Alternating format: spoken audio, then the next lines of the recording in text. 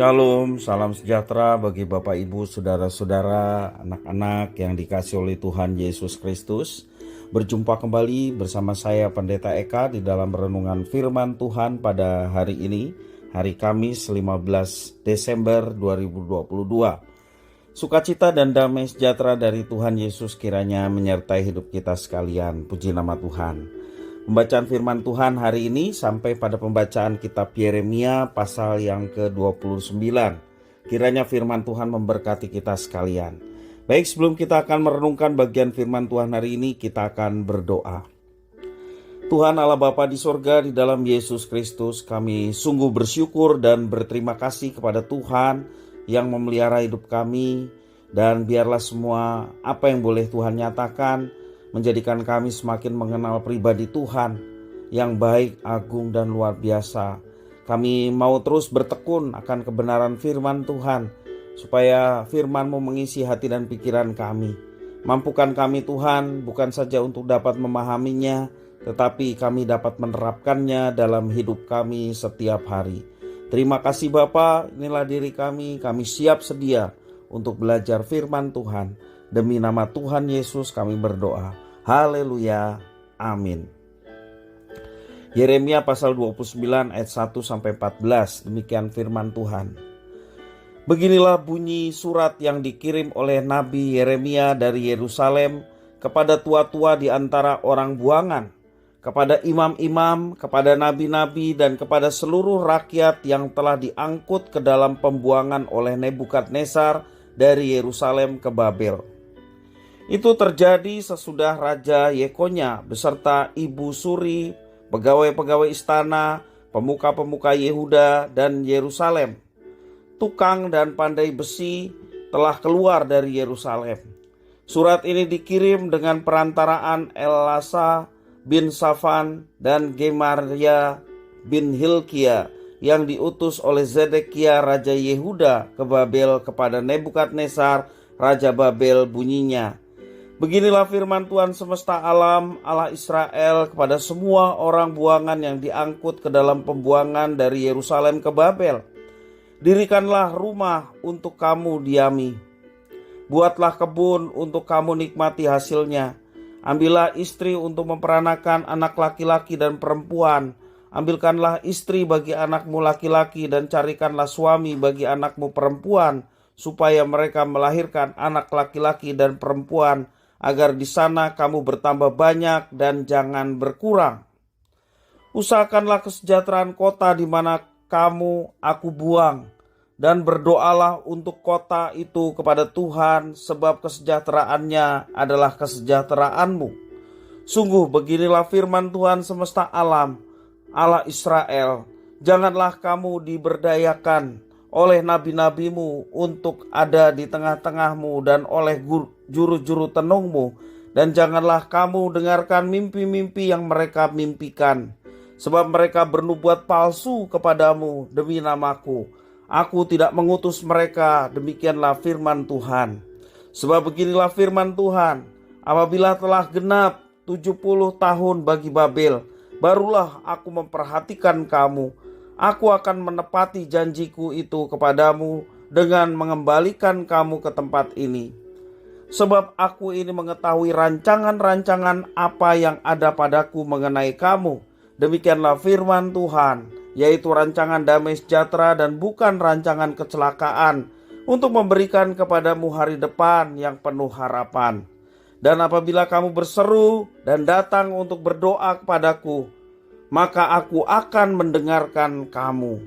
Apabila kamu mencari aku, kamu akan menemukan aku. Apabila kamu menanyakan aku dengan segenap hati, aku akan memberi kamu menemukan aku.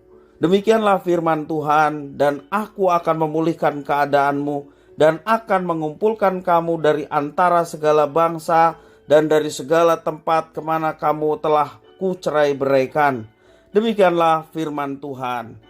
Dan aku akan mengembalikan kamu ke tempat yang dari mana aku telah membuang kamu. Bapak Ibu, saudara-saudara yang dikasihi oleh Tuhan, masa lalu merupakan rangkaian peristiwa yang terjadi di waktu-waktu lampau. Walaupun sudah lama berlalu, jejak rekamnya dapat sangat kuat membayang dalam benak tiap-tiap orang. Inilah yang terkadang membuat mereka sulit untuk melangkah ke depan. Alih-alih memikirkan hidup mereka selanjutnya, mereka lebih suka berandai-andai untuk kembali ke masa lalu dan memperbaiki semuanya. Seseorang yang terpenjara dalam kubu masa lalu melupakan kenyataan bahwa hari ini juga akan menjadi masa lalu untuk hari esok. Bahkan sekarang ini menjadi masa lalu untuk 1 menit kemudian. Demi menghindarkan bangsa Israel dari bayang-bayang masa lalu, di kota pembuangan Tuhan memerintahkan mereka untuk menyibukkan diri dengan berbagai aktivitas hari demi hari. Mereka diminta mendirikan rumah, membuat kebun, membangun rumah tangga, juga berdoa bagi kesejahteraan kota di mana mereka tinggal. Tanpa perlu mengingat segala kemuliaan di masa lalu, satu hal yang dijanjikan Tuhan adalah bahwa mereka akan memiliki masa depan yang penuh dengan harapan. Ayat 11 jelas mengatakan satu janji Tuhan. Sebab aku ini mengetahui rancangan-rancangan apa yang ada padaku mengenai kamu. Demikianlah firman Tuhan. Rancangan apa? Yaitu rancangan damai sejahtera dan bukan rancangan kecelakaan, untuk memberikan kepadamu hari depan yang penuh harapan. Bapak, Ibu, saudara-saudara yang dikasihi oleh Tuhan, firman Tuhan membuat janji bahwa masa depan sungguh ada dan harapan kita tidak akan hilang.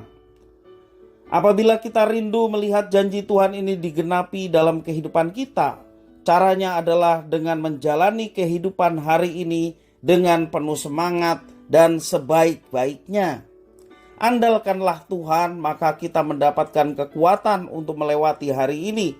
Dan percayalah bahwa masa depan yang dijanjikan Tuhan yang penuh harapan akan kita alami dan kita dapatkan bersama dengan Tuhan. Kita tidak harus mempedulikan bagaimana suramnya hari-hari kemarin, karena hari ini adalah masa lalu untuk hari esok. Setiap hari merupakan masa lalu untuk masa yang akan datang. Dengan menjalani setiap hari di depan dengan baik, tanpa sadar kita sudah mendekati penggenapan janji Tuhan, yakni masa depan yang penuh harapan.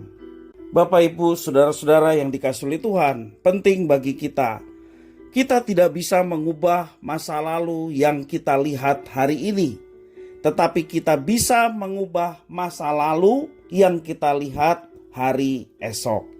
Kiranya firman Tuhan memberkati kita sekalian. Kita berdoa.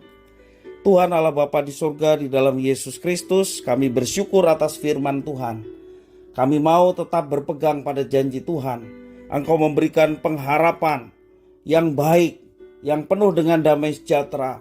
Bukan rancangan-rancangan yang membuat kami binasa dan celaka, tetapi Engkau merancangkan sesuatu kehidupan, pengharapan. Biarlah kami mau berpegang pada pengharapan yang dari Tuhan, karena kami tahu bahwa di dalam Tuhan tidak pernah mengecewakan.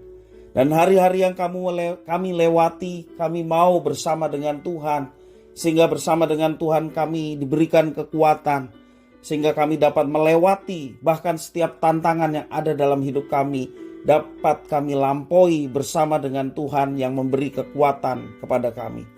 Terima kasih ya Tuhan, biarlah hidup kami penuh dengan semangat, penuh dengan kebaikan, karena kami tahu Tuhan menyertai dan memberikan pengharapan yang terbaik dalam hidup kami. Terima kasih Bapa, terpujilah namamu atas firman Tuhan. Demi nama Tuhan Yesus kami berdoa. Haleluya. Amin.